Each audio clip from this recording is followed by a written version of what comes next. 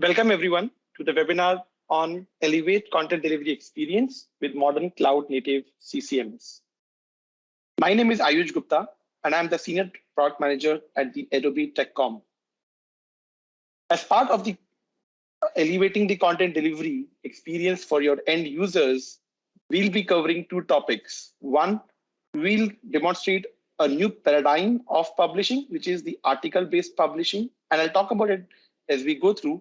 And later, we'll also discuss about how to enable the analytics and tracking of the customer journey so that we can get meaningful insights into the customer journey, and then we can incorporate the feedback in future content strategy. So let's look at the new paradigm of publishing, which is the article-based publishing. So as part of the XML documentation product, we have come up with a new publishing engine, which we're calling as the article-based publishing engine. This publishing engine is different from what it was earlier. This new engine is a topic-by-topic publishing engine. Now, what that means is that if there are use cases where the customers have to publish few articles to their knowledge base, or if they have to make some incremental changes to few topics of the publication, they need not publish the entire map. They can selectively choose few articles, and then they can go on for publishing those articles. This enables the customers to go to market faster, because then they don't have to wait for each and every topic to be approved and then go for an entire map publishing, but they can incrementally build the map. So in this way, the map gets built in iterative fashion and start to publish the topic as and when they are ready. This new way of publishing is also way faster from it used to be. So it is at least 3x to 5x faster than what we had traditionally. In this way of publishing, we directly output the data content to the AEM sites without involving the data OT. This new way of publishing is available inside the web editor. So while a content author is authoring the content and the content has been reviewed by the subject matter experts, he can directly choose the topic that is ready for publishing. He can right click those topics and then hit quick generate button that is shown here. This way of publishing also enables the authors to publish a single topic to multiple maps at a time. Therefore, if a map is used at multiple places or hosted at multiple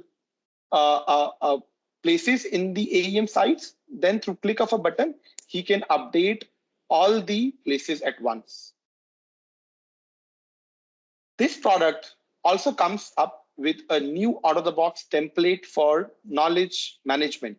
Now, when I say knowledge management, I mean that there is a template that the users can use to host their content or articles. This new template is built on top of the AEM site. So almost all the components are used from the AEM site. So if the content team wants to align with the look and feel of their marketing website, they can reuse the same AES site templates and use the template to host their technical contents as well. This new template is built on AEM's out-of-the-box core components. So if you see the logos, header, footer, POCs, breadcrumbs, or even the content viewer panel, everything is built on top of AEM's core components. This is another reason that why the customers would like to use this article-based publishing paradigm. And last but not the least, there are endless possibilities using the article-based publishing. Number one, we talked about you can publish articles now versus saying publishing the entire documentation. So in this way, you can go live faster, and then you can also build the map in an iterative fashion. So kind of publishing the articles to the end audiences as and when they are ready. This also enables a bulk publishing mechanism. So for use cases where you have to publish a single content to multiple geographies based on the languages, or if you have to publish to multiple channels, for example, PDF, HTML, or AEM site, you can do multiple of these options in a one single go. It also enables publishing not only to the AEM site, but you can also plug it in with the knowledge base portals, for example, Zendesk, Salesforce, or you can build another portals or integrations through this framework and publish your articles directly from the XML web editor to all these portals. Now, let's go ahead and look for a demonstration on how this thing works end to end. So now let's look at the demonstration of the new article-based publishing engine. When you log in into the AEM, you see a screen like this.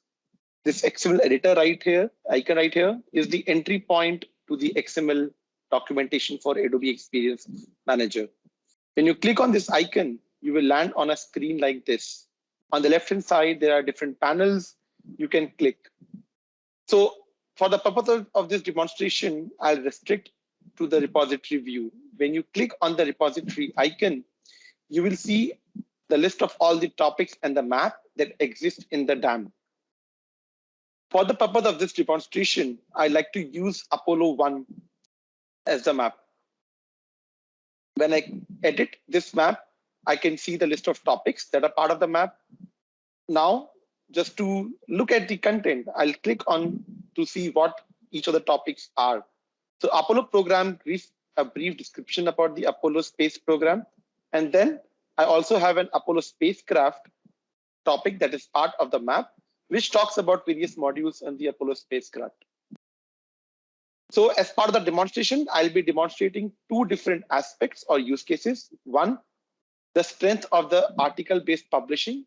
And second, I'll demonstrate how modifying one topic, you can use the bulk publishing to modify the different maps which are hosted at different locations. So just trying to prove the content reuse aspect. So now, after looking at the map, let's look at how to publish one article of this particular map. So let's assume that the content authors have been working on this particular map. So author 1 is working on Apollo program and author 2 is working on Apollo spacecraft. And now let's say Apollo program is ready for publishing, right? So what the author can do, he can go to the output. And once you go to the output, you will see a list of all the presets through which you can publish the content. So for the purpose, let me just create a new preset. When I create a new preset, it asks me what kind of a knowledge base I want to add. In this case, let me just add AEM site underscore webinar as the new name.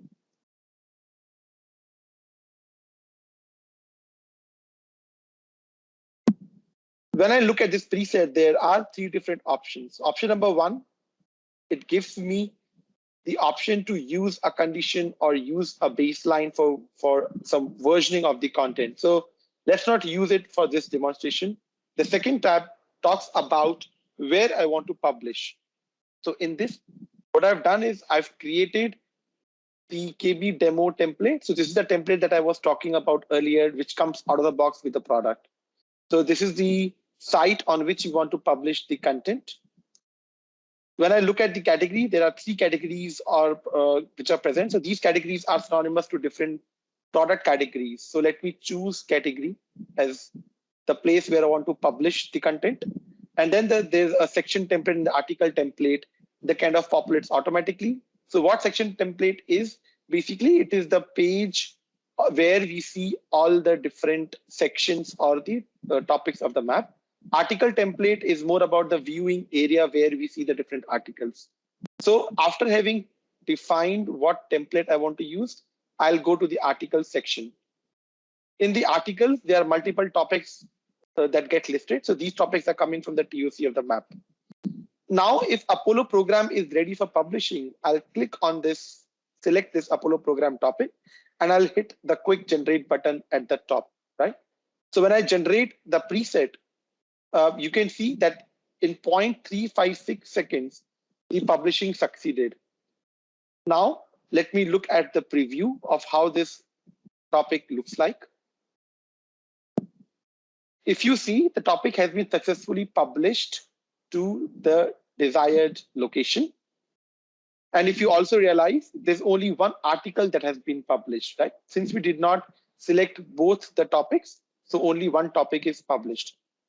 Now, after some time, if even the second topic is ready for publishing, what I can do is I can either select only the second topic, or I can select both the topics and republish them. So let me just select both the topics and hit generate. When I generate, again, the publishing succeeded in 0.97 seconds. So I can go back and look at each of the topics now. Let me look at the Apollo spacecraft topic now. When I look at the Apollo spacecraft, it is the same location where the content got published. And now you will see instead of one, now there are two topics. So this kind of proves that that with this new paradigm, you can publish incrementally topic by topic or push incremental updates. Let me close this for now. Now let's go back to the author mode. And the other use case that I want to demonstrate now is that I'll modify the content of a topic, and then I'll publish in all the topics that it is present. So what I will do is I'll add a new line here. I'll say, I'll put in the edit mode and I'll add a new line for the modification.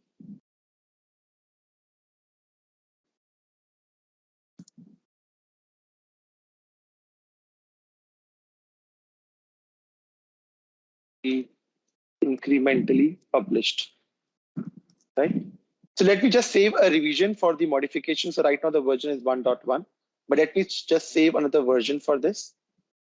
Let me hit save, right? So the topic has been up version to version 1.2. Now what I'll do is on this topic, I'll right click and I'll say quick generate. The moment I do that, it lists all the topics that it is, and all the maps that it is part of, and gives a list of all the presets that needs to be published. So what I'll do is I'll select Apollo site Apollo 1. So this is one of the locations that I had created before the demo. And I'll also select the webinar. And I'll also select, let's say, Apollo 2. It's on the another location where this topic was published. When I hit generate, you will see that the system starts publishing the modified changes at all the three locations. Now we can go and look at each and every location to see if this is published or not. So in the category Apollo 1, we have selected the Apollo spacecraft. Here we see that the new line has been published. Now go back and let's look at the second location. So this is the location is category Apollo 2. So here also the changes have been incrementally published. And similarly, even for the third, the changes have been incrementally published, right? So this kind of proves that with one click of a button, you can publish the content for multiple maps.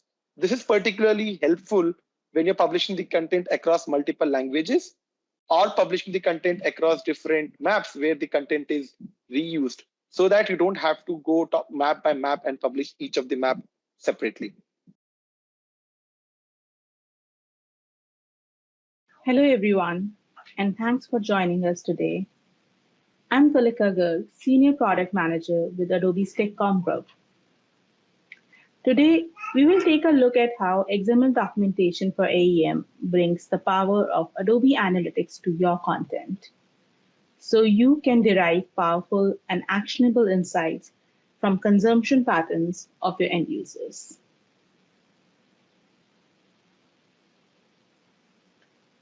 Let me start by giving a brief overview of Adobe Analytics. Adobe Analytics is a market leader in consumer analytics. It is Adobe's cloud-based offering for usage tracking and reporting. Adobe Analytics tracks the usage and consumption of your end users as and when they're consuming the content posted on your public sites. Then Adobe Analytics generates various user-friendly reports, which gives you insights into these consumption patterns. One of the very important capabilities of Adobe Analytics is a highly intuitive graphical user interface for delivering reports. This makes it easier for stakeholders, such as content managers, to focus on what is relevant, that is, usage reports. With XML documentation for AEM, we bring the power of Adobe Analytics to your content. With XML documentation, we provide out-of-box template for publishing your content, and we call it the knowledge base template. This knowledge base template is instrumented to track the usage using Adobe Analytics. So when you publish your content or articles to this knowledge base template, you get the full power of Adobe Analytics by default for your published content. And what do we mean by full power of Adobe Analytics? What we mean is that the default tracking and instrumentation in the template generates actionable insights for content authors and managers. But what are these actionable insights? For one, you get various usage and consumption pattern reports. These give you deep quantitative insights at two levels: your customers and your content. At consumer level, these reports tell you who your users are, where they are, and how they are consuming the content. At content level, you can see which is your most popular content, which content gets viewed together, what is the most frequently searched content, and so on. Adobe Analytics also provides anomaly detection, which can provide content oversight. Anomaly detection provides a statistical method to determine how a given metric has changed in relation to previous data. It lets you identify which statistical fluctuation matter and which don't. You can then identify the root cause of a true anomaly and take corrective action. Example of anomalies you might want to investigate include spikes in content views from a particular geo, or spikes in support or troubleshooting page for a specific part or a product, or let's say drops in landing page views.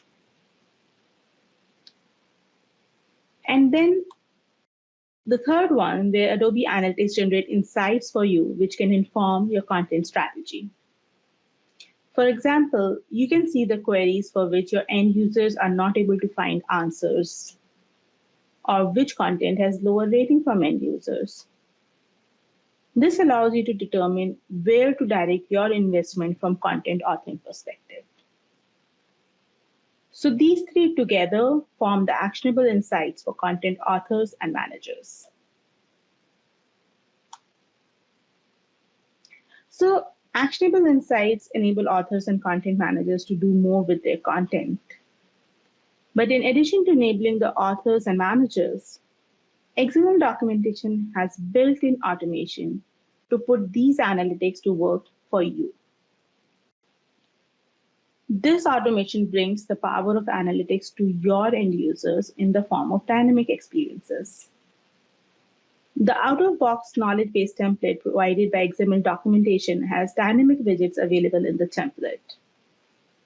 These dynamic widgets have a reverse integration with Adobe Analytics. So they pull aggregate data from Adobe Analytics to generate dynamic content for your end users. For example, traditionally, authors might be documenting the top few documentation topics at the landing page.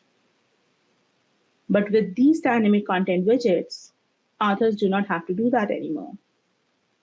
The dynamic widgets pull this information from Adobe Analytics directly. So your end users get an up-to-date list of frequently viewed topics, which is based on data captured by Adobe Analytics. And as your end users browse different content, this data keeps getting updated, and your end users always get real-time dynamic content from these widgets. So think of all the manual work which authors would have to do to pull this information about most frequently viewed topics from analytics manually, and then document it in the landing page, and then publish the landing page. And the list of frequently viewed topics would change, and authors would have to keep doing this task repeatedly.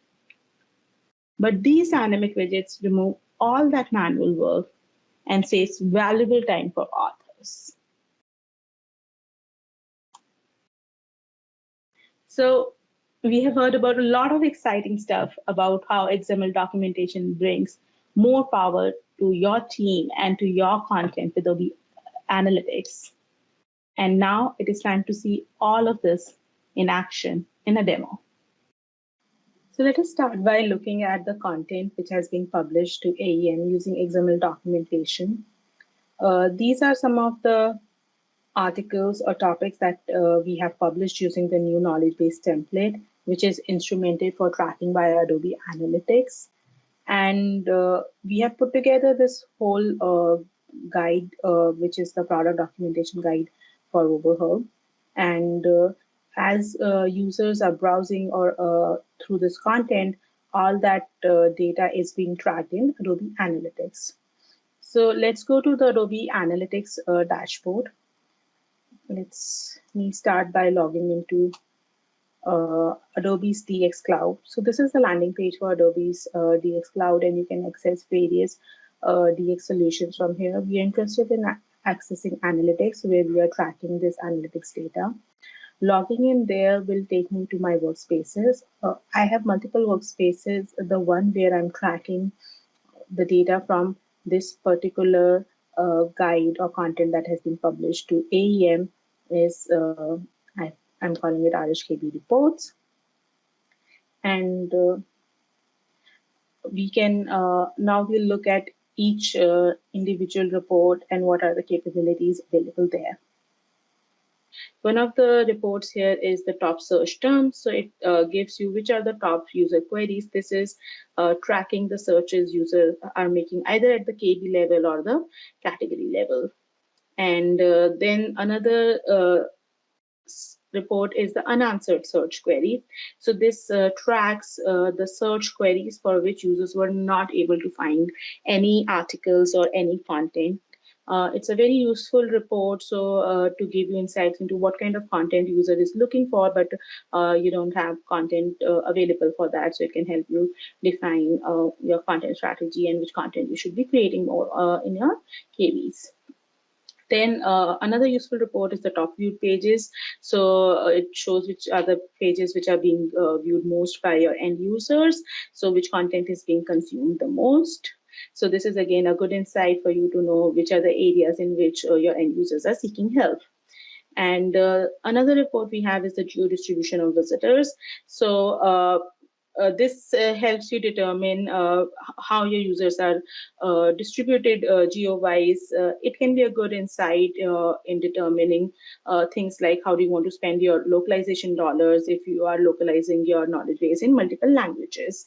And you can track this at various metric level. Right now, it is tracking unique visitors, due distribution of unique visitors, but you can also, within those unique visitors, they could be generating different kind of, different number of visits. So you can change that and view that. So maybe some of your power users could reside elsewhere. So even though the number of unique visitors are less, but overall they are generating a large number of page views or consuming your KB or content more from that geo.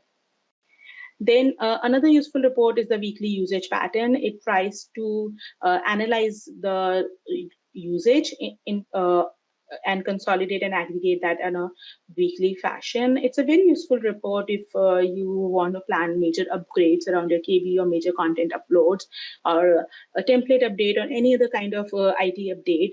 So this helps you determine the usage patterns and the down days around which you can plan your upgrades.